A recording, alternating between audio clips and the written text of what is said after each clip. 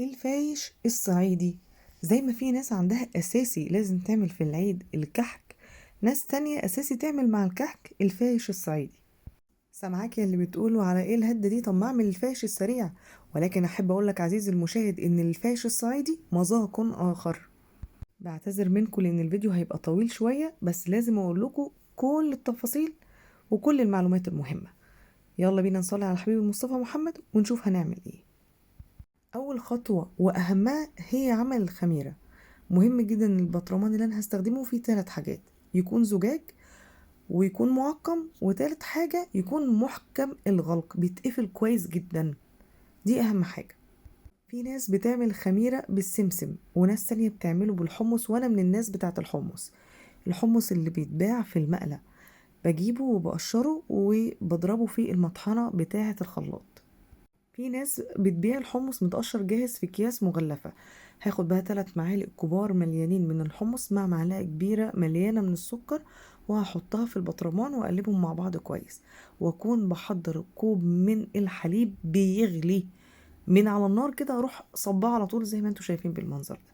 اقلب كويس جدا وبسرعة، وبعد كده اروح قافلة الغطا بتاع البطرمان واتأكد ان انا قفلته كويس.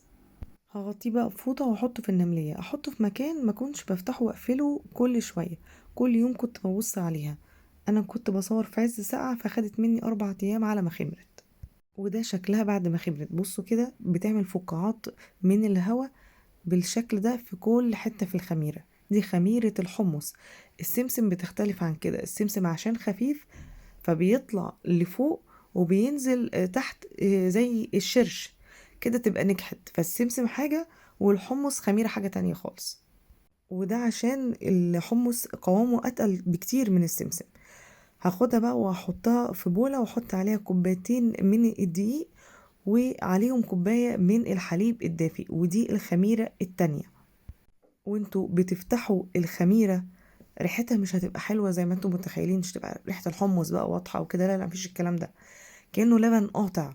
هي دي بتبقى الريحة الطبيعية بتاعت الخميرة. احنا بنعمل خميرة بلدي طبيعية في البيت. فعشان بس ايه ما تقولوش ايه ده دي باظت ريحتها وحشة وتدعوا عليا، فلا، هي دي طبيعة الخميرة. كوباية اللبن انا نزلتها تدريجيا، بتختلف طبعا من دقيق للتاني. هقعد بقى اضرب كويس قوي، عايزاها زي القوام بتاع الكيكة كده او الزلابية بس اتقل حاجة بسيطة. انا عارفة هو بياخد وقت وغلبة شوية في التخمير، بس هو بصراحة النتيجة بتاعته تستاهل. الخميرة التانية دي ميزتها كمان انها بتأكد لك ان الخميرة الاولانية طلعت ناجحة، لان دي لو ما خمرتش هتبقى مشكلة كبيرة. طيب انا بعد ادي ده القوام اللي انا عايزة اوصل له. ممكن تخفوه اكتر من كده مفيش مشكلة. هغطيها وسبتها خمرت بعد قد ايه؟ بعد 5 ساعات.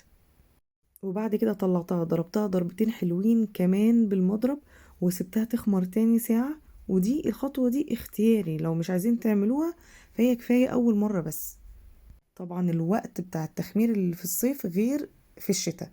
هنا كده بعد ما خمرت، بعد 5 ساعات وضربتها وقعدت ساعة، دي كده بعد ما خمرت زي ما انتوا شايفين. مش بتخمر قوي ولا بتعلى قوي زي ما انتوا متخيلين. غير بتاعة السمسم، دي حاجة ودي حاجة. انا عايز اقولكوا لما قعدت ال5 ساعات برضو خمرت بنفس الشكل. يعني ما كانتش اعلى من كده كمان، هي بتبقى نفس النظام. واللي ياكد لك اكتر ان هي خمرت لما اجي اضرب بالمضرب. بصوا كده هتلاقوا في زي هوا كده من جوه. اتمنى ان هو يكون واضح معاكم في الفيديو كده تعرفوا ان هي خمرت. طبعا وانتوا شغالين هتبقوا واضح معاكم اكتر من الفيديو. خمرت كده وبقت تمام التمام. نجهز بقى السوائل بتاعتنا. عندي بقى نص كيلو من الحليب، هنزل عليهم نص كوباية سكر. دي مقادير من كيلو ونص ل2 كيلو دقيق. النص كوباية سكر بالنسبة لي كده مظبوطة. انا لسه غالية اللبن فهقدر ان انا ادوب فيه السكر. انما لو هو بارد وساقع عندي فهرفعه بقى على النار علشان السكر يدوب فيه. هحط عليهم معلقة كبيرة ممسوحة من الكركم او مليانة زي ما تحبوا، ومعلقة صغيرة مليانة من المحلب. البهارات بتاعة الفايش كركم ومحلب، ولا ينسون ولا كمون ولا شمشون. ما بيتحطلوش اكتر من كده. مهم جدا تتأكدوا ان المحلب جايبينه من مكان موثوق فيه، ما يكونش مغشوش. انا عارفة ان هو غالي ولكن انا جبت 20 جرام كانوا عاملين 32 جنيه.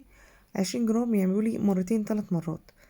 بس انا عشان بحب المحلب قوي، فانا حطيت معلقتين صغيرين منه مع الكركم، مش معلقة واحدة. طيب نيجي بقى للمادة الدهنية. عندي كوباية من السمنة وكبساها كويس قوي في الكوباية، وزي ما انتم شايفين ان هي بدرجة حرارة الغرفة، ماسكة نفسها وجامدة. الوزن بتاع السمنة وهي متجمدة، وخصوصا لما اكون كبساها كويس في الكوباية، غير لما تكون سايحة. يعني مش هسيحها وبعد كده اعايرها، دي بتفرق عندي. هحط 3/4 الكوباية وارفع الحلة على النار وعلى الهادي بقى لحد لما تسيح السمنة ويكون الحليب مع السمنة دافي.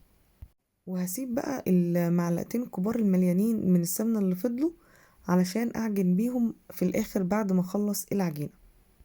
جبت بولة كبيرة، حطيت بقى فيها الخميرة اللي احنا عملناها اللي هي التانية، والدقيق اللي انا استخدمته هو دقيق حبوبة، وممكن تستخدموا دقيق الضحى لو ده متوفر او ده متوفر، الاتنين كويسين قوي.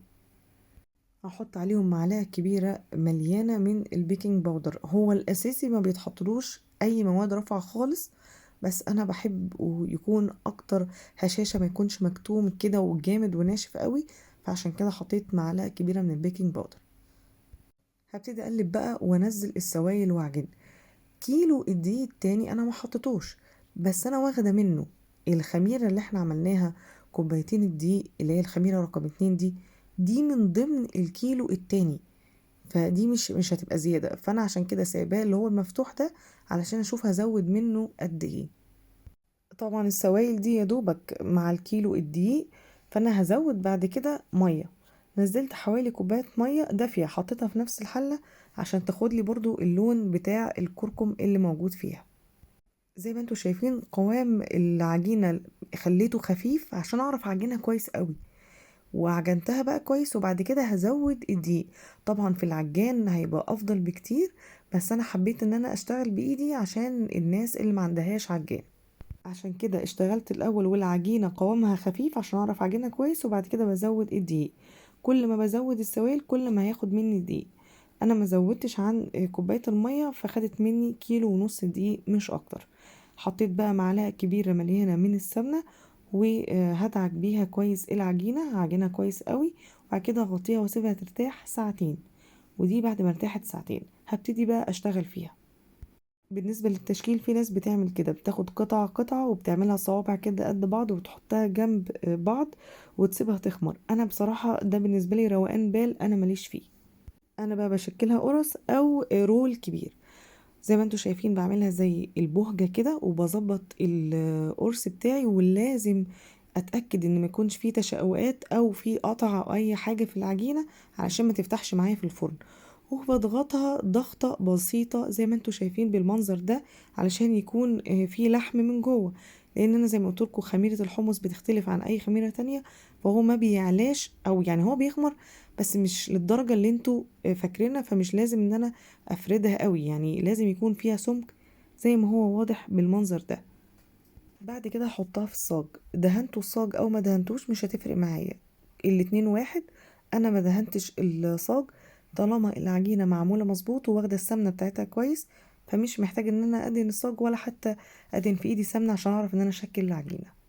وادي الرول، طبعا رول كبير، وبظبطه زي ما انتوا شايفين، واتاكد ان ما يكونش فيه فتحات، وبرده الفه مره واتنين عشان اتاكد ان هو تمام ومظبوط.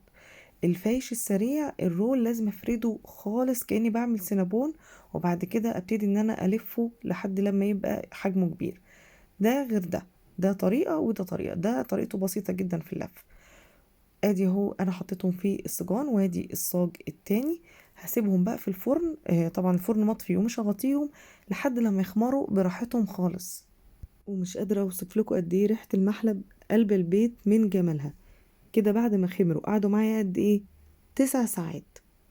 للتسوية هسخن الفرن واحطه في الرف الشبكة اللي في النص على نار عالية 5 دقايق، الصاج بس يشد معايا، وبعد كده هدي النار خالص لحد لما ياخد لون من تحت.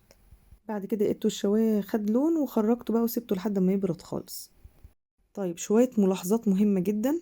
طبعا انا هنا كده بعد ما قعد حوالي 6 ساعات بعد ما برد تماما.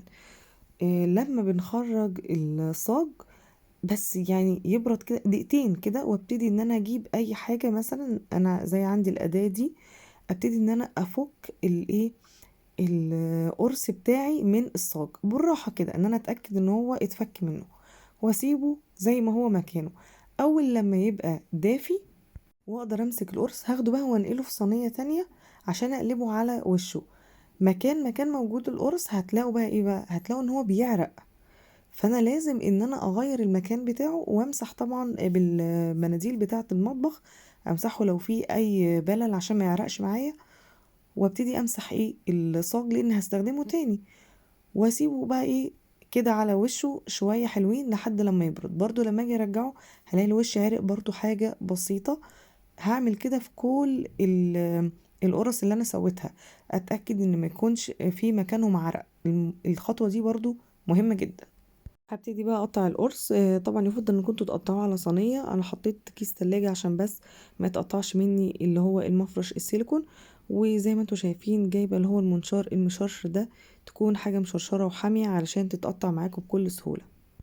السمك ده بالنسبه لي مظبوط، مش عايزاه تخين قوي ولا رفيع قوي، وبرده زي ما انتوا حابين. وادي الرول هوريكم برضو لما تقطع هيبقى الشكل بتاعه عامل ازاي. بالنسبه لي دي اسهل خطوه يعني.